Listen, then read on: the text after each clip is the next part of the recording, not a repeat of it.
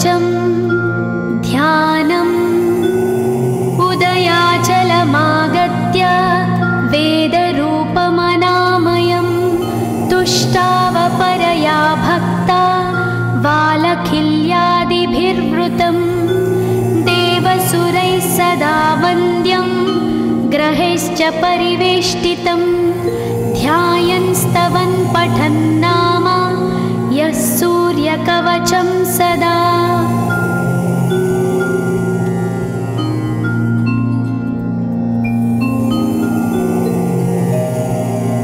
कवचं गृणिः पातु शिरोदेशं सूर्यः पालं च पातु मे आदित्यो लोचने पातु श्रुतिपातः प्रभाकरः घ्राणं पातु सदा भानो अर्कपातु तथा।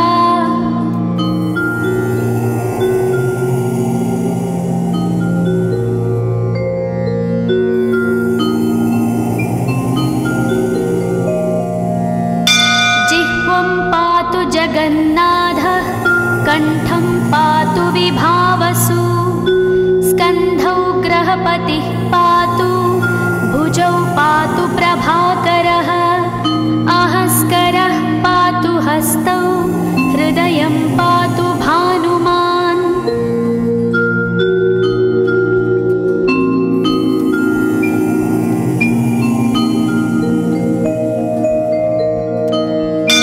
मध्यं च पातु सप्ताश्वो नाभिं पातु नभोमणिः द्वादशात्मा कटिं पातु सविता पातु सक्तिनी ऊरू पातु सुरश्रेष्ठो जानुनी पातु भास्करः जङ्घे पातु च मार्ताण्डो गुल्फौ पातु त्विषाम्पतिः।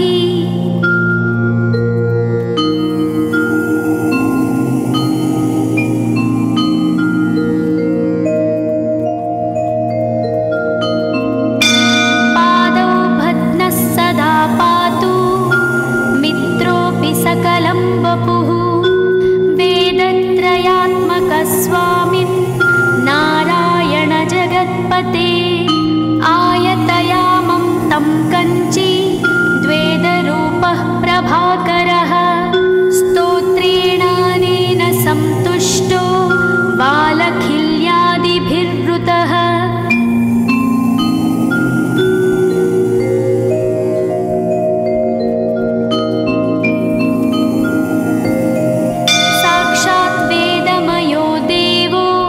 रथारूढः समागतः तं दृष्ट्या सहस्तोत्थाय दण्डवत् प्रणमन् भुवि कृताञ्जलिपुटो भूत्वा सूर्यस्याग्रे स्तुवत्तदा वेदमूर्तिः महाभागो ज्ञानदृष्टिर्विचार्य च ब्रह्मणा स्थापितं पूर्वं यथा यमाविवर्जितम्।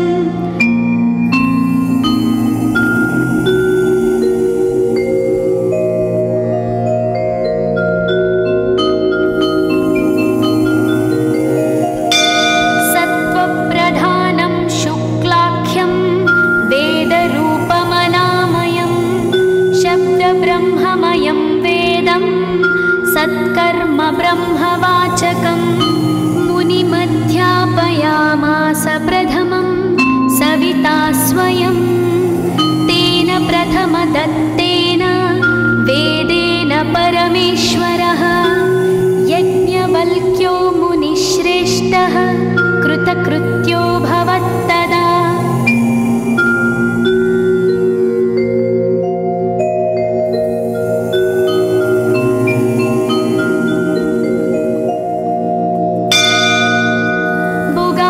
सकलान् वेदान् ज्ञातवान् सूर्यसन्निधौ इदं स्तोत्रं महापुण्यं पवित्रं पापनाशनं यः पठेत् शृणुयात्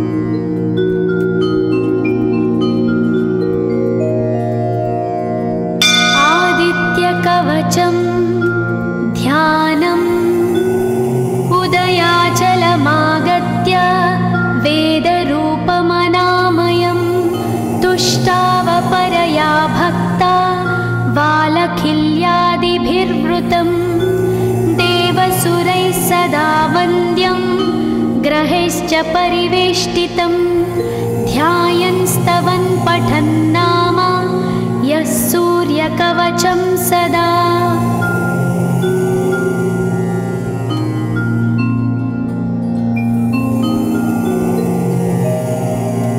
कवचं गृणिः पातु शिरोदेशं सूर्यः पालं च पातु मे आदित्यो लोचने पातु श्रुतिपातः प्रभाकरः घ्राणं पातु सदा भानो अर्कपातु तथा।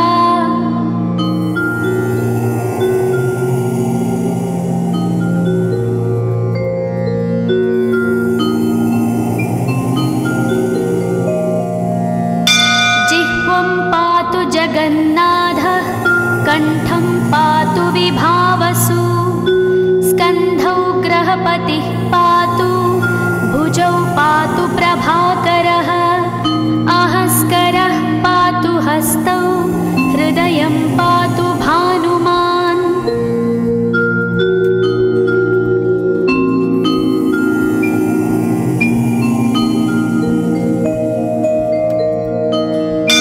मध्यं च पातु सप्ताश्वो नाभिं पातु नभोमणिः द्वादशात्मा कटिं पातु सविता पातु सक्तिनी ऊरू पातु सुरश्रेष्ठो जानुनी पातु भास्करः जङ्घे पातु च मार्ताण्डो गुल्फौ पातु त्विषाम्पतिः।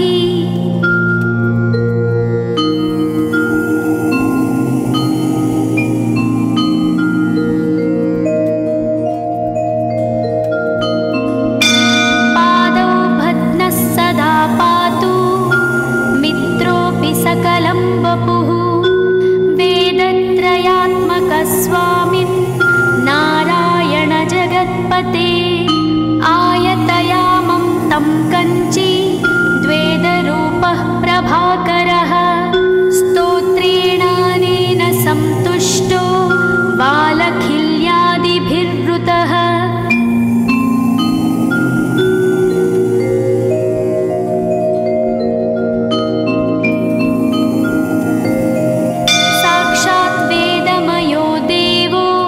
रथारूढः समागतः तं दृष्ट्या सहस्तोत्थाय दण्डवत् प्रणमन् भुवि कृताञ्जलिपुटो भूत्वा सूर्यस्याग्रे स्तुवत्तदा वेदमूर्तिः महाभागो ज्ञानदृष्टिर्विचार्य च ब्रह्मणा स्थापितं पूर्वं यथा यमाविवर्जितम्।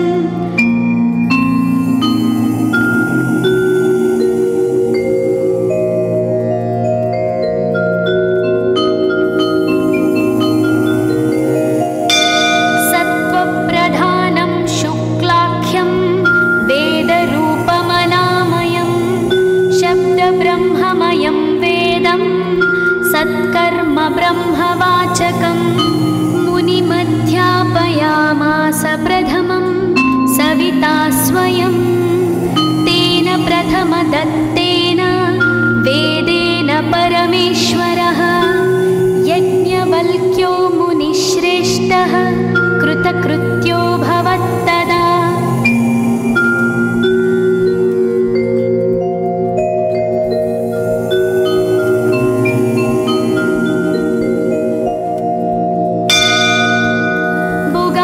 सकलान् वेदान् ज्ञातवान् सूर्यसन्निधौ इदं स्तोत्रं महापुण्यं पवित्रं पापनाशनं यः पठेत् शृणुयाद्वापि सर्वपापैः प्रमुच्यते वेदार्थज्ञानसम्पन्नः सूर्यलोकमवाप्नुयात्।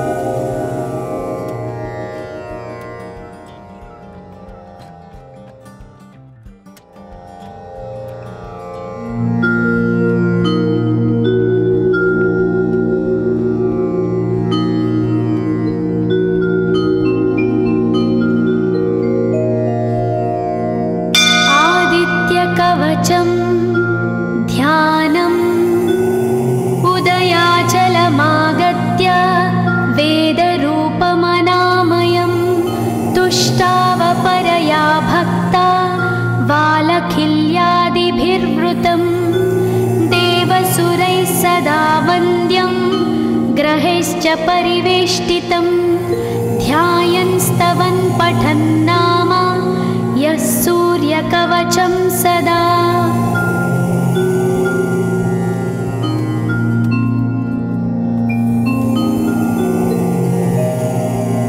कवचं गृणिः पातु शिरोदेशं सूर्यः पालं च पातु मे आदित्यो लोचने पातु श्रुतिपातः प्रभाकरः घ्राणं पातु सदा भानो अर्कपातु तथा।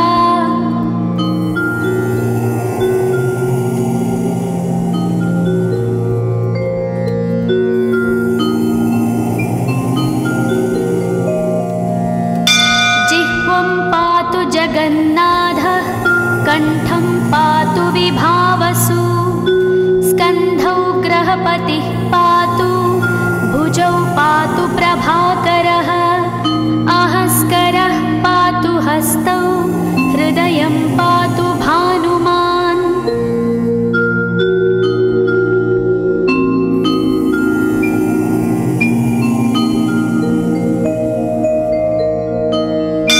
मध्यं च पातु सप्ताश्वो नाभिं पातु नभोमणिः द्वादशात्मा कटिं पातु सविता पातु सक्तिनी ऊरू पातु सुरश्रेष्ठो जानुनी पातु भास्करः जङ्घे पातु च मार्ताण्डो गुल्फौ पातु त्विषाम्पतिः।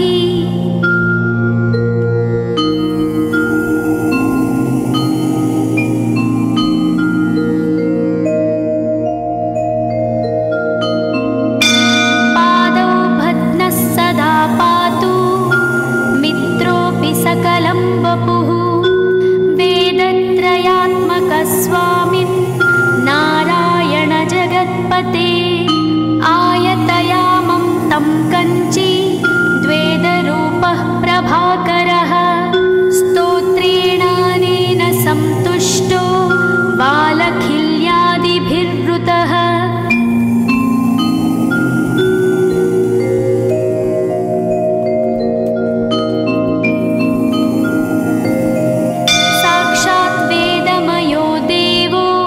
रथारूढः समागतः तं दृष्ट्या सहस्तोत्थाय दण्डवत् प्रणमन् भुवि कृताञ्जलिपुटो भूत्वा सूर्यस्याग्रे स्तुवत्तदा वेदमूर्तिः महाभागो ज्ञानदृष्टिर्विचार्य च ब्रह्मणा स्थापितं पूर्वं यथा यमाविवर्जितम्।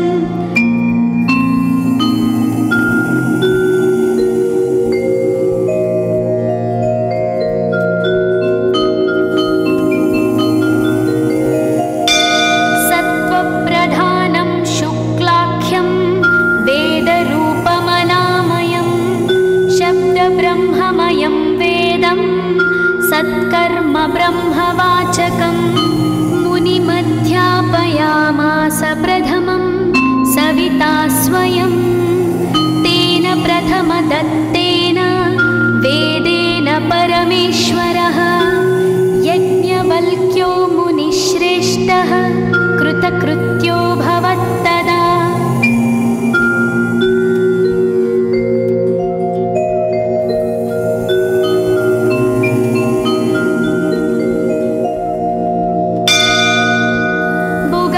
सकलान् वेदान् ज्ञातवान् सूर्यसन्निधौ इदं स्तोत्रं महापुण्यं पवित्रं पापनाशनं यः पठेत् शृणुयाद्वापि सर्वपापैः प्रमुच्यते वेदार्थज्ञानसम्पन्नः सूर्यलोकमवाप्नुयात्। स्कन्दपुराणे गौरीखण्डे आदित्यकवचं सम्पूर्णम्।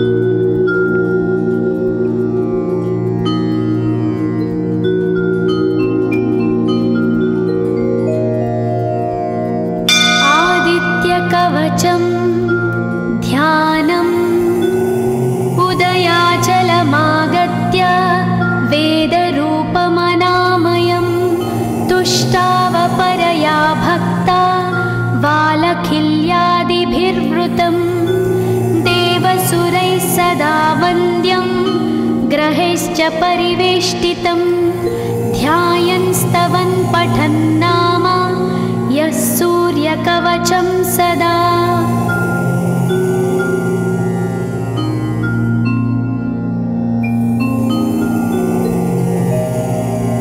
कवचं गृणिः पातु शिरोदेशं सूर्यः पालं च पातु मे आदित्यो लोचने पातु श्रुतिपातः प्रभाकरः घ्राणं पातु सदा भानो अर्कपातु तथा।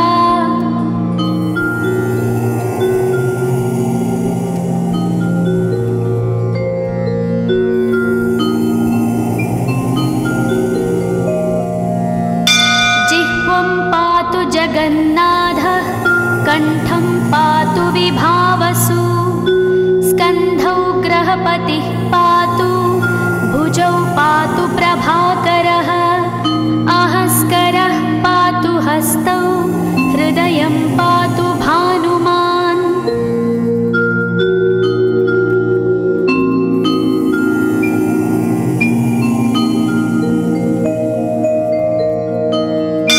मध्यं च पातु सप्ताश्वो नाभिं पातु नभोमणिः द्वादशात्मा कटिं पातु सविता पातु सक्तिनी ऊरू पातु सुरश्रेष्ठो जानुनी पातु भास्करः जङ्घे पातु च मार्ताण्डो गुल्फौ पातु त्विषाम्पतिः।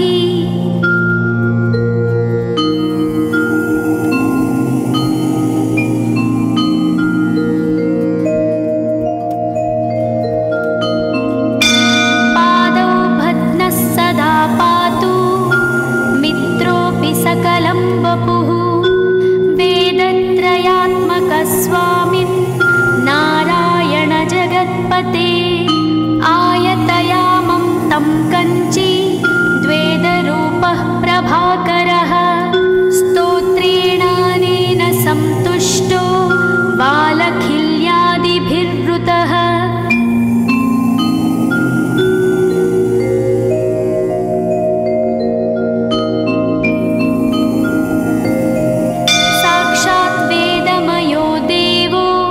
रथारूढः समागतः तं दृष्ट्या सहस्तोत्थाय दण्डवत् प्रणमन् भुवि कृताञ्जलिपुटो भूत्वा सूर्यस्याग्रे स्तुवत्तदा वेदमूर्तिः महाभागो ज्ञानदृष्टिर्विचार्य च ब्रह्मणा स्थापितं पूर्वं यथा यमाविवर्जितम्।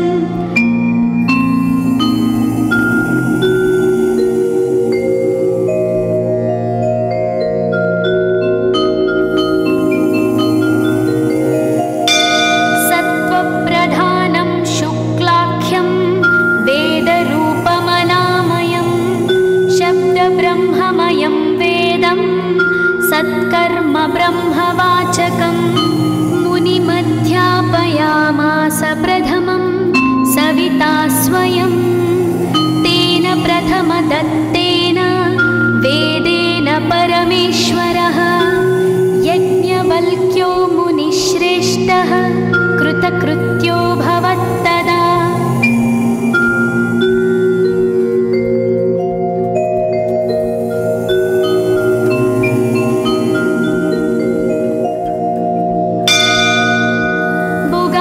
सकलान् वेदान् ज्ञातवान् सूर्यसन्निधौ इदं स्तोत्रं महापुण्यं पवित्रं पापनाशनं यः पठेच्छृणुयाद्वापि सर्वपापैः प्रमुच्यते वेदार्थज्ञानसम्पन्नः सूर्यलोकमवाप्नुयात्। पुराणे गौरीखण्डे आदित्यकवचं सम्पूर्णम्।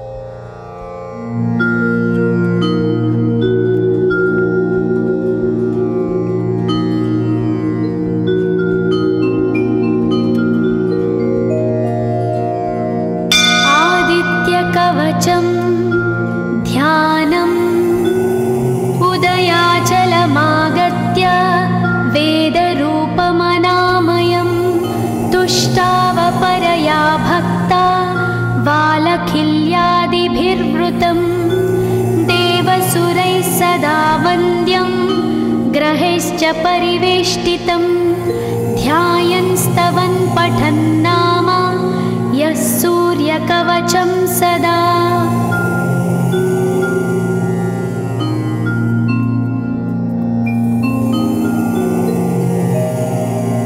कवचं गृणिः पातु शिरोदेशं सूर्यः पालं च पातु मे आदित्यो लोचने पातु श्रुतिपातः प्रभाकरः घ्राणं पातु सदा भानु अर्क पातु तथा।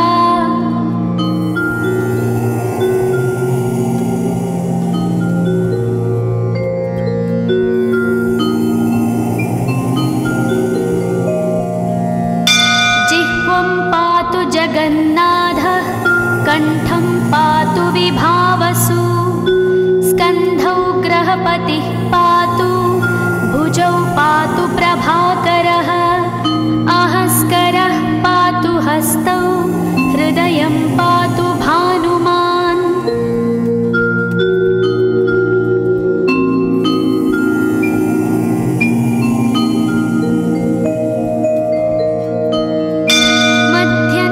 पातु सप्ताश्वो नाभिं पातु नभोमणिः द्वादशात्मा कटिं पातु सविता पातु सक्तिनी ऊरू पातु सुरश्रेष्ठो जानुनी पातु भास्करः जङ्घे पातु च मार्ताण्डो गुल्फौ पातु त्विषाम्पतिः।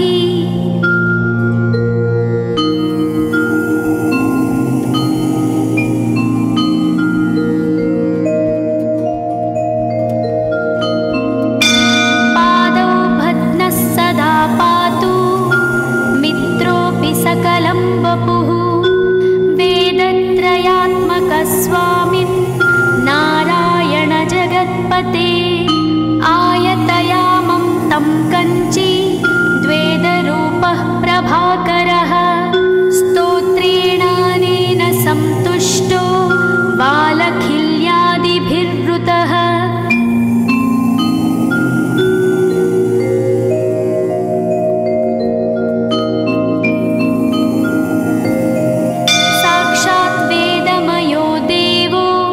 रथारूढः समागतः तं दृष्ट्या सहस्तोत्थाय दण्डवत् प्रणमन् भुवि कृताञ्जलिपुटो भूत्वा सूर्यस्याग्रे स्तुवत्तदा वेदमूर्तिः महाभागो ज्ञानदृष्टिर्विचार्य च ब्रह्मणा स्थापितं पूर्वं यथा यमाविवर्जितम्।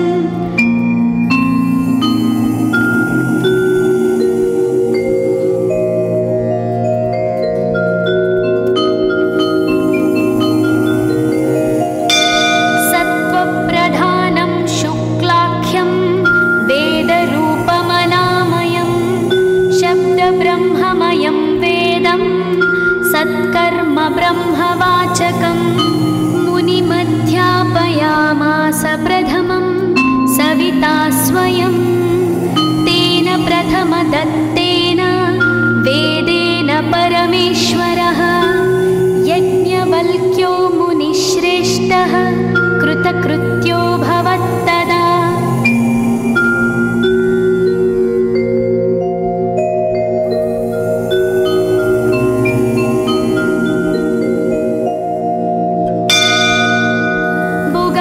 सकलान् वेदान् ज्ञातवान् सूर्यसन्निधौ इदं स्तोत्रं महापुण्यं पवित्रं पापनाशनं यः पठेच्छृणुयाद्वापि सर्वपापैः प्रमुच्यते वेदार्थज्ञानसम्पन्नः सूर्यलोकमवाप्नुयात्। पुराणे गौरीखण्डे आदित्यकवचं सम्पूर्णम्।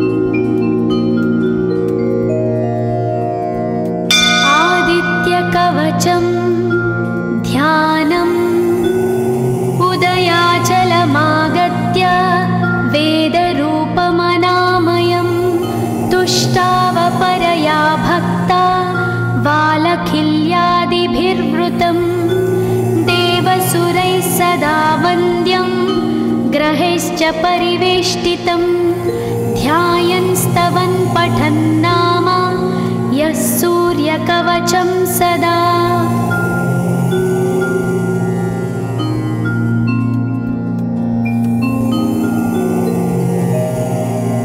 कवचं गृणिः पातु शिरोदेशं सूर्यः पालं च पातु मे आदित्यो लोचने पातु श्रुतिपातः प्रभाकरः घ्राणं पातु सदा भानो अर्कपातु तथा।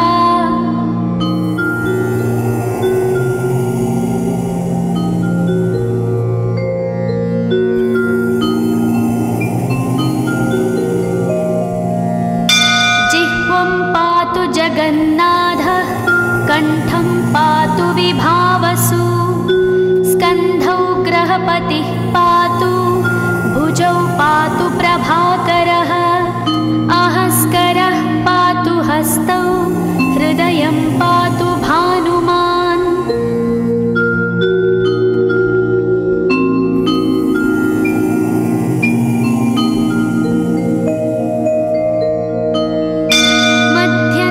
पातु सप्ताश्वो नाभिं पातु नभोमणिः द्वादशात्मा कटिं पातु सविता पातु सक्तिनी ऊरू पातु सुरश्रेष्ठो जानुनी पातु भास्करः जङ्घे पातु च मार्ताण्डो गुल्फौ पातु त्विषाम्पतिः।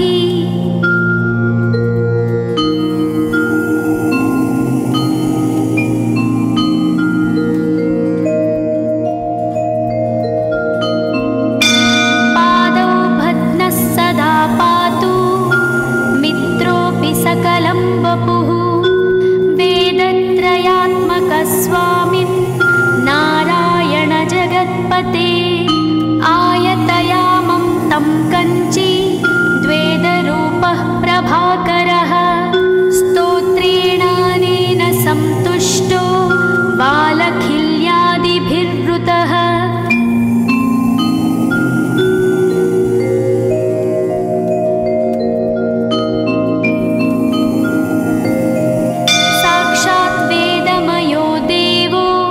रथारूढः समागतः तं दृष्ट्या सहस्तोत्थाय दण्डवत् प्रणमन् भुवि कृताञ्जलिपुटो भूत्वा सूर्यस्याग्रे स्तुवत्तदा वेदमूर्तिः महाभागो ज्ञानदृष्टिर्विचार्य च ब्रह्मणा स्थापितं पूर्वं यथा यमाविवर्जितम्।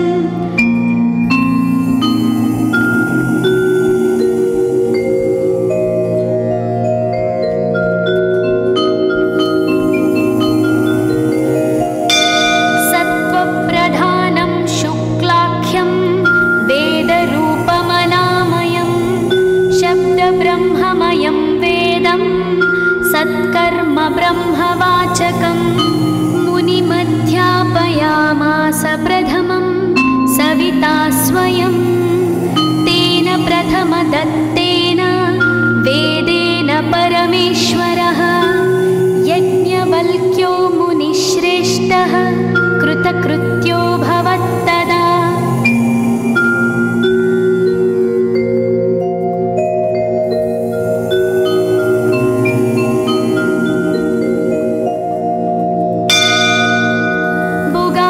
सकलान् वेदान् ज्ञातवान् सूर्यसन्निधौ इदं स्तोत्रं महापुण्यं पवित्रं पापनाशनं यः पठेच्छृणुयाद्वापि सर्वपापैः प्रमुच्यते वेदार्थज्ञानसम्पन्नः सूर्यलोकमवाप्नुयात्।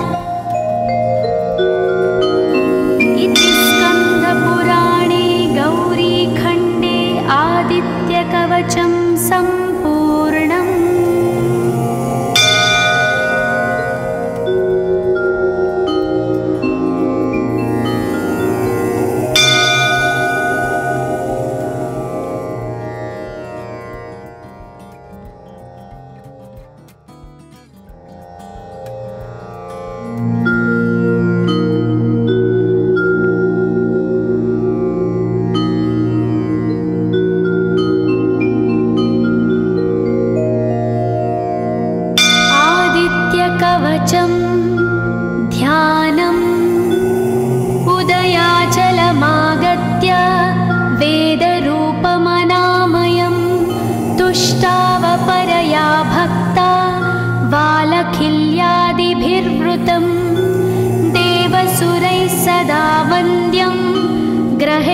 परिवेष्टितं ध्यायन् स्तवन् पठन् नाम यः सूर्यकवचं सदा।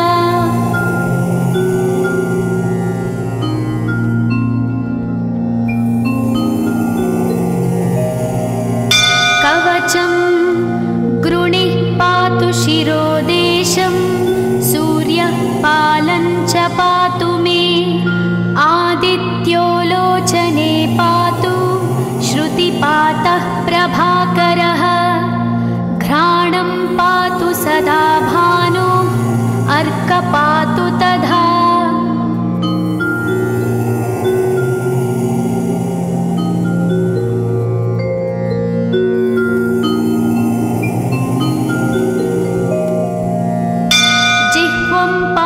जगन्नाथः कण्ठं पातु विभावसु स्कन्धौ ग्रहपतिः पातु भुजौ पातु प्रभाकरः अहस्करः पातु हस्तौ हृदयं पातु भानुमान्।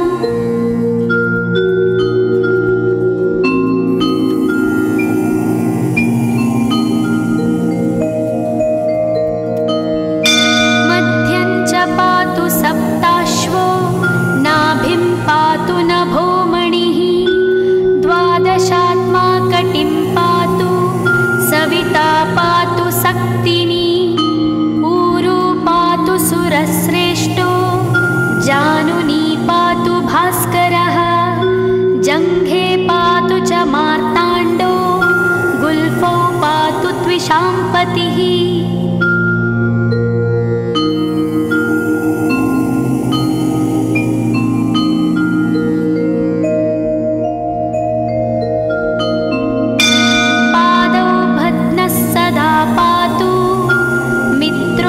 सकलं वपुः वेदत्रयात्मकस्वामिन् नारायण जगत्पते आयतयामं तं कञ्ची द्वेदरूपः प्रभाकरः स्तोत्रेणानेन सन्तुष्टो बालखिल्यादिभिर्वृतः।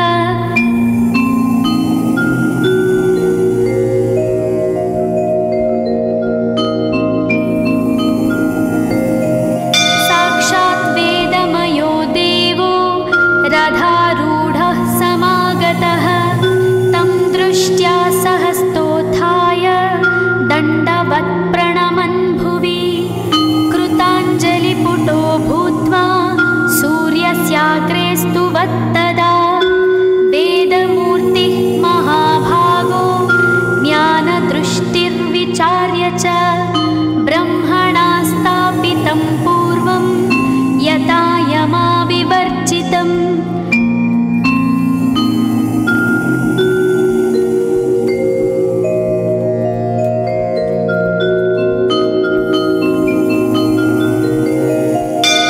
सत्त्वप्रधानं शुक्लाख्यं वेदरूपमनामयं शब्दब्रह्ममयं वेदं सत्कर्म ब्रह्मवाचकम् मुनिमध्यापयामास प्रथमं सविता स्वयं तेन प्रथमदत्तेन वेदेन परमेश्वरः यज्ञवल्क्यो मुनिश्रेष्ठः कृतकृत्यो भवत्तदा।